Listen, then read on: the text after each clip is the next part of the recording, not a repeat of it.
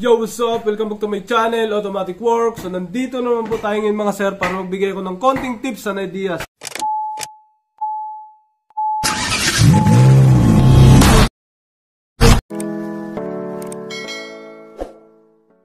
Dito pero umandar na yun, ano? Yun, Automatic Works, opo.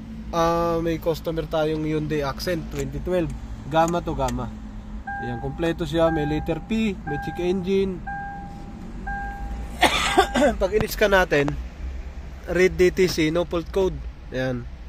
So, paandar rin natin mga sir. Ayan. Okay lahat ah. Wala siyang fault code. Paandar rin natin. Umandar. Umandar siya. Ang kaso, pag inapakan mo RPM yan. Apakan natin RPM mo. Parang mamamatay. Yan o, wala. Namatay na. Yun, namatay na. Inapakan ko RPM. Ulitin natin, off. Start. Umandar uli. Ay, namatay din. Saglit lang. Kumbaga pwedeng ano to eh. Pwede siyang fuel pump. Pwede siyang fuel pump. Ano. Pagka inapakan mo ng ganyan, hindi siya nagagalit. Pag hindi mo inapakan niya, ayos. Ayun, namatay. Oo, nawawala galit. Ngayon, tingnan natin dito. Magre-re-scan tayo kung anong nangyari. Full scanning. Re-scan natin, baka may fault code na lumabas pagkatapos natin pinaandar. Sa engine, okay. Ayun, walang problema. Engine, okay. Transmission, okay. Halos okay lahat. Ngayon, pwede natin magiging problema nito, fuel pump. Ito yung fuel pump. Yan. Mukhang bago naman. Mukhang bago fuel pump, no? Pwede kasing doon galing yung bomba. Pero napapaandar naman siya. Ulitin natin, start. Yan, umandar. Umaandar siya. Wala talaga siyang galit. Kahit anong gawin. Kahit anong apak ko, mamamatay na lang yun. Ayun, wala. Ay, namatay. Ngayon, punta tayo doon sa harap. Harap tayo. Yan, tingnan natin. Hoy, nagpalit na rin ng ECU. Yan. So, nagkabit na rin tayo ng panibagong ECU. Yan. Tapos, nag-check tayo. Dito, hindi naman siya pwedeng manggaling dito kasi dapat misfire siya dyan. Pwede siyang galing sa crankshaft sensor. Pwede rin siyang galing sa camshaft sensor. Pwede siyang sa throttle body. Sir, on mo ang susi, sir. On mo nga susi. On lang susi. Tapos, yan, pumalo. Dapat, pag hindi yan bumukas, hindi rin, ayun, gumana. Bumukas, oh. Yan, ibig sabihin, full throttle, gumagana siya. Ngayon, paandarin natin. Paandarin mo nga, sir, wag mo apakan accelerator. Umandar. Kaso namatay. Yan, ganyan lang andar niya. Ayan, oh. Revolution mo, sir. Rev. Apak. Namamatay, no? Up. Pag nirevolusyon mo, wala. Inaapakan mo yan.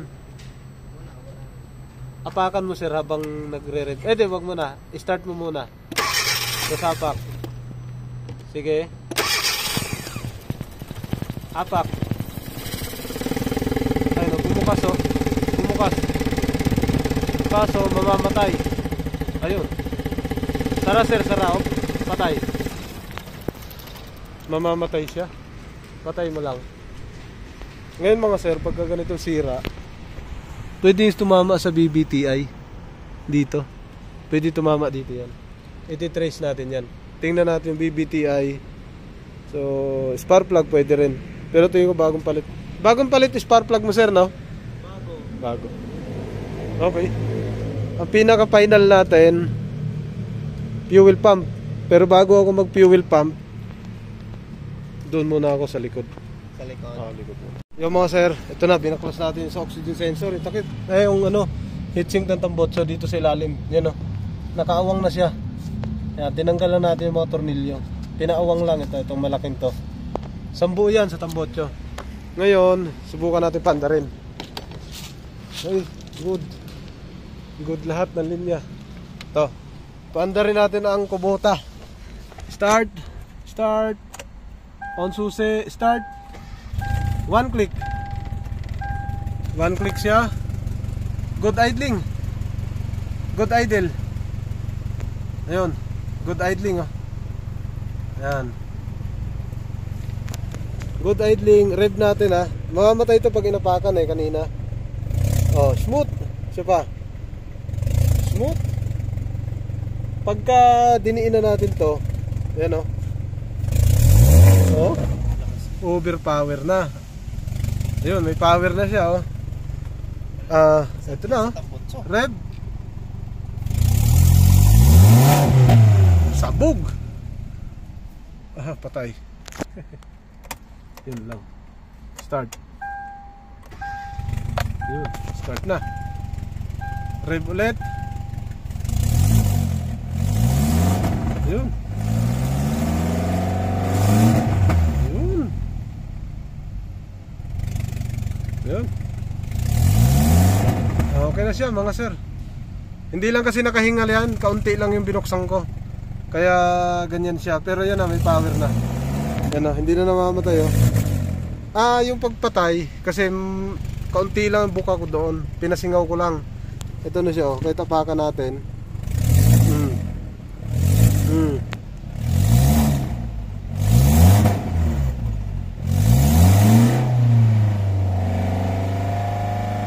Lakas na nga nyo.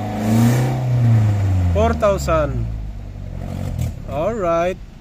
So, okay na siya. Ayan. Ang dami nitong gasolina. Pasunog muna natin. Lunod pa to. Ngayon, nga yan, sir. At pinawasan ko lang at baka mapanis kasi. Oo. Tsaka marami tong gawa ng start nyo. Na hindi talaga siya mandar. Marami pang susunugin yan. Ngayon, kabit natin yung ECU niya. Paandar ulit tayo to. Yan. Kabit natin. Ayun, mga sir. Okay na to. Balik na to. Wala nang problema. Kaya na ibalik yan. Ito, binalik ko na yung computer box niya. Kasi akala ni sir, computer box. Ngayon, binalik na rin natin. Saksak natin to oxygen sensor para magkaroon ng yan, oxygen sensor. Binunot ko to kasi tinanggal ko yung Yan lang yung binunot ko. Akala ko dyan lang. Yan, balik natin. Alright, so nakabalik na. Yan na lang, pinaawang natin. Nakaawang pa rin to, yan. Sa gilid to. Silikwatan ko lang. Mas malakas yan pag malaki butas yan, oh. Yan lang kasi ang inawang natin, yan. Mas malakas to pagka malaki ang butas sa gilid. Mas puwersado ang RPM niya. Yan. Pinasingaw lang natin. Andar ulit tayo. Tinanggal ko na yung ECU ko. Goods yan, ECU naman niya. Ito na. Testing natin. Kasi sabi ni sir, baka ECU din niya o may sira. Start. One click. One click. Yan, medyo mataas ang niya pagka nakaawang talaga. Ito talaga ang tama kasi may lamig pa eh. Rev natin. Yun. Alright.